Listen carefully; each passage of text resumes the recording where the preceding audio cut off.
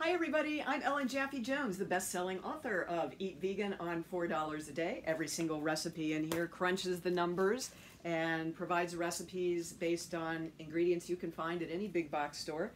Book number 2, Kitchen Divided, Vegan Dishes for Semi-Vegan Households when you live in a mixed marriage and people don't eat the way you do. Book number 3, Paleo Vegan, because I got so annoyed with the paleo craze, forced myself to read all the meat-based paleo books, and it was really just Atkins all cleaned up and marketed again. And National Geographic, a year later, after this book came out with a cover story called The Real Paleo Diet, and they pretty much quoted out of here saying the world can't sustain itself on a diet based around sustainable meat and dairy. They also said the current meat-based books are a quote-unquote stew of misconceptions, and they said it wasn't like a wild boar was running around our backyard 3 times a day and we could catch it successfully. That was book number 3. Number 4, because I'm passionate about fitness, Vegan Fitness for Mortals, because often vegans will recover their health and they want to like run a marathon tomorrow, which may or may not be in your best interest. And then book number 5, Vegan for One, because if you live by yourself, you may not want to cook a recipe that serves 8. And then finally, the finale, at least for now, Vegan Sex, because what's good for the heart is good for other parts. I co-authored with a vegan cardiologist, and I write about the personal side of this, which is the short story. All my partners since the age of 28 had erectile dysfunction, which is the leading indicator of heart disease.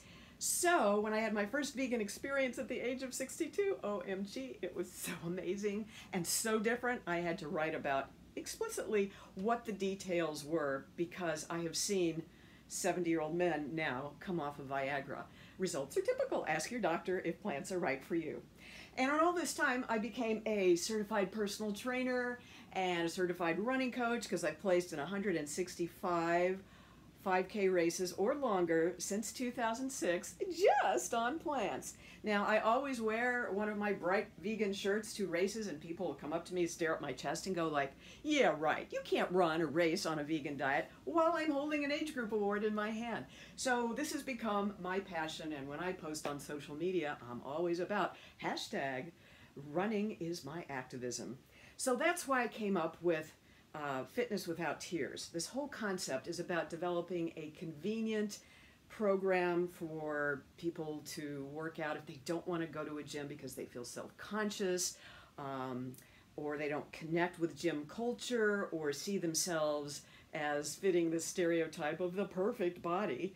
I've been there, you know. I have my creping arms, and even though I got plenty of protein going on up here, I'm just saying, you know, we all have our little weak areas that sometimes make us not want to set foot in a gym. So with technology now, I can see your form, you can see mine, and it's like having a personal trainer right in your living room. So we want our fitness goals for the masses to be very approachable, attainable, and to make sense for whatever it is. And that's what Fitness Without Tears is all about. We believe that we can build people up without tearing them down, unlike you might find in some gym cultures or even programs on television that have the personal trainer out there who's so tough and brutal. I mean, you don't have to do that. It's supposed to be fun. I got asked in an interview just a few hours ago, like, what do you do for fun? How do you make it fun? Hello? So yeah, all kinds of gadgets and gimmicks and things that you can do. And for me, this is not about making money. It never has been. As a former TV investigative reporter, I used to cringe in the newsroom when somebody would walk in. We used to say, hawking a book. You know, what is it they're trying to sell? You know, I don't really care about making money doing this. My mom and both sisters had breast cancer.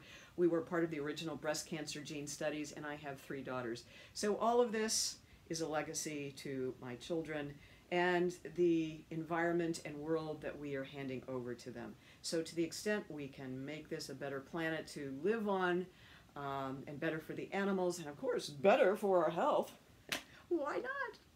Gotta run.